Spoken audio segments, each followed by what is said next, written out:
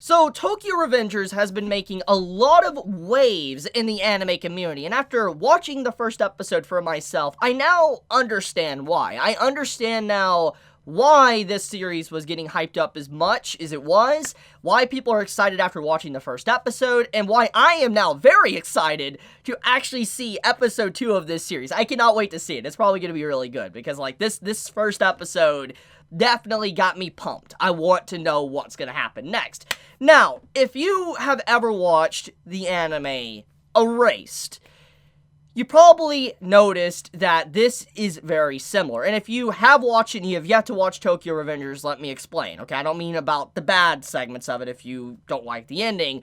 What I'm trying to say is that when it comes to Tokyo Revengers, it uses kind of a similar beginning theme as how Erased was, to where the main character, he basically dies, and he goes back, and he has to redo his whole life. He can redo everything from the moment it really went sideways for him, and he has another shot. That's basically what Tokyo Revengers and Erased kind of do, and so that's kind of where the similarities kind of part ways from that point onward. That's the only thing I wanted to clarify, because I know that there has definitely been a lot of discussion about the similarities of the two series, but regardless of how you feel about Erased, I know mainly the reason why people didn't like that series is because of the ending. We could all agree that Erased did get a lot of popularity, at least when it started, because of how interesting the beginning was. And if you love the beginning of Erased, you're probably going to like this first episode of Tokyo Revengers. That's just at least what I want to clarify there. They're probably not going to end up the same way the stories, but the beginning at the very least is kind of similar. But okay, let's get right into it. So Tokyo Revengers, the first episode. So as a anime only, and looking at everything with a very, I'm kind of like trying to zoom in and get the nitty gritty of what's really going on here, it looks like the series is a lot more complicated than the typical, redoing your entire life from a certain point and then reliving it again.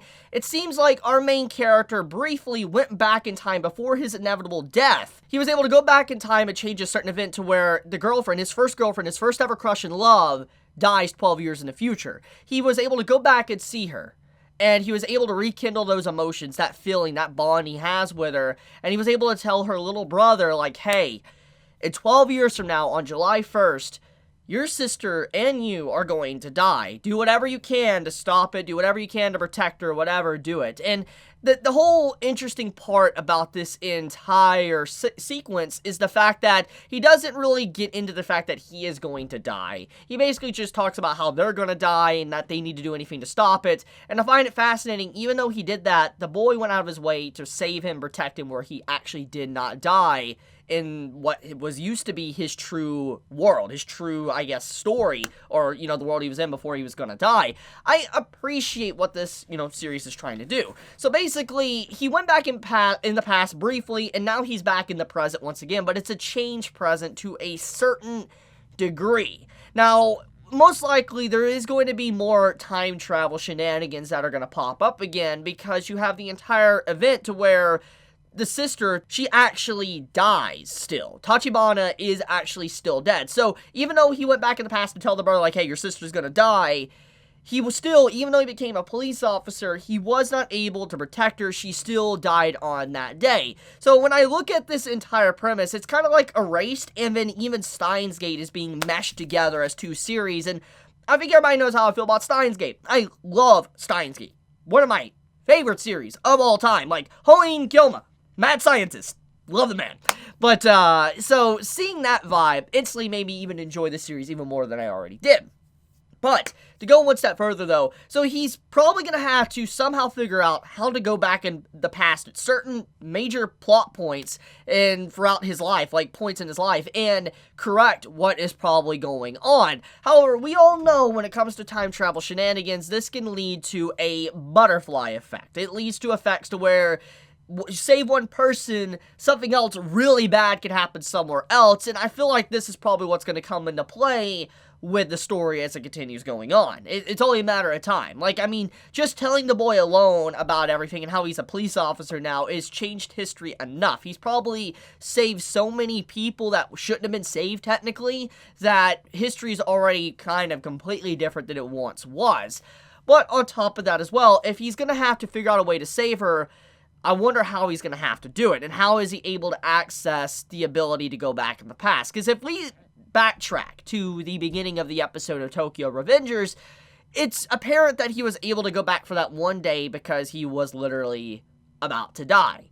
Now, hypothetically, if this is the way to go back in time, at least in this world, this universe, that means he's gonna have to put himself in danger every single time, which I don't think is really good for anyone's health. And I doubt that everybody has this ability to go back in time, so there had to be a unique and very weird circumstance for our main character to be able to do what he did. So I am curious, how does the effect of time travel actually work, or is it something different entirely?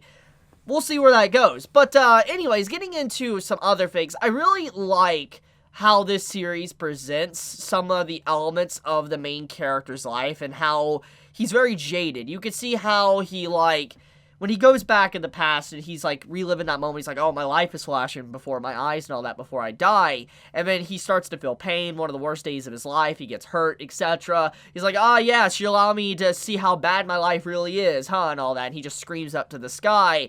And seeing him reflect on everything, it just kind of shows regret. It shows how people throughout their lives, even if you make a lot of good decisions, or you're not necessarily a bad person, or whatever, you know, sometimes people harbor regrets, and you can kind of just get that emotion from him while watching this episode, and I think everybody's going to be able to relate with that. I think that Tokyo Revengers definitely deserves all the hype it's gotten, and it makes a lot of sense now why so many people have been recommending it for these past few days, for so many to watch it, and why I think it was even trending. I believe it was trending on social media. I mean, I now understand. This is a really good series, and it has so much potential to be something so good, and I can't wait to see where it's going to go. I mean, the only thing I'm really concerned about at this time, though, and it's the biggest concern when it comes to anything to do with time travel, is the fact that time travel is very difficult to do. It is. It can easily cause plot holes. It can cause problems with consistency with the story writing. There's a lot of things to really consider when it comes to time travel, and time travel is a slippery slope. Not many series are really able to handle the aspect of time travel. One of the only few series I've ever seen handle time travel correctly is, like you think I'm faking, is Steins Gate. It handles it in such a way that it makes sense and it doesn't crap on any other world line or anything. I do worry about that. That's the only thing I am concerned about when it comes to this series. But besides that, the story so far is solid. It's a very solid story, good art, good animation. Can't wait for more. I'm excited for it. So yeah, that's my overall thoughts on Tokyo Revengers. I can't wait to see exactly how they're going to correct and change history and allow, you know, the girl Tachibana to live. We'll find out. But I'm going to leave it at that, though. If you enjoy my content, you know, please subscribe. If you like this video, you know, please leave a like. And if you want to get notified for whenever I upload a video, please click the bell icon down below. And with that, Chibi out.